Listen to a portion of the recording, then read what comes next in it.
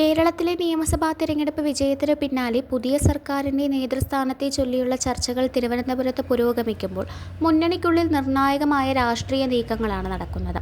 മുഖ്യമന്ത്രി സ്ഥാനത്തേക്ക് വി.ഡി. സതീശനെ പിന്തുണച്ചുകൊണ്ടുള്ള ഉറച്ച തീരുമാനത്തിലാണ് കേരള കോൺഗ്രസ് ജോസഫ് വിഭാഗം.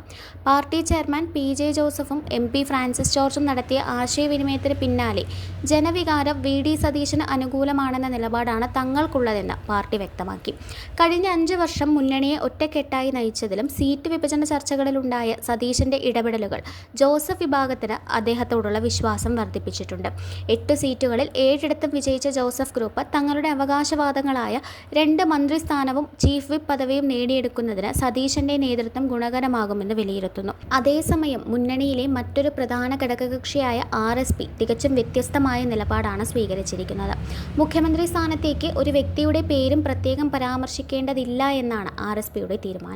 എ.ഐ.സി.സി. നിരീക്ഷകരുമായി നടത്തിയ കൂടിക്കാഴ്ചയിലും ഏതെങ്കിലും ഒരു നേതാവിനോട് തങ്ങൾക്ക് പ്രത്യേക താൽപ്പര്യമില്ലെന്നവർ വ്യക്തമാക്കി. കഴിഞ്ഞ 5 വർഷം യു.ഡി.എഫ് ഒരു ടീം എന്ന നിലയിലാണ് പ്രവർത്തിച്ചതെന്നും ആ കൂട്ടായ്മ അതേപടി മുന്നോട്ട് കൊണ്ടുപോകുമെന്നുമാണ് ആർ.എസ്.പി. നേതാക്കളുടെ പക്ഷം. ആരെ മുഖ്യമന്ത്രിയായി നിശ്ചയിക്കണമെന്നത് കോൺഗ്രസിനുള്ളിലെ കാര്യമാണെന്നും മുന്നണി എന്ന നിലയിൽ ഒറ്റക്കെട്ടായി നീങ്ങാനാണ് തങ്ങൾ ആഗ്രഹിക്കുന്നതെന്നും വ്യക്തമാക്കിയ ആർ.എസ്.പി.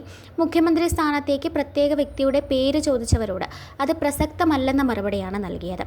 ചുരുക്കത്തിൽ ജോസഫ് വിഭാഗം സതീശനായി പരസ്യ നിലപാട് സ്വീകരിക്കുമ്പോൾ പേരുകൾക്ക് പകരം മുന്നണിയുടെ കെട്ടുറപ്പിന് പ്രാധാന്യം നൽകുന്ന തന്ത്രപരമായ സമീപനമാണ് ആർ.എസ്.പി. സ്വീകരിക്കുന്നത്.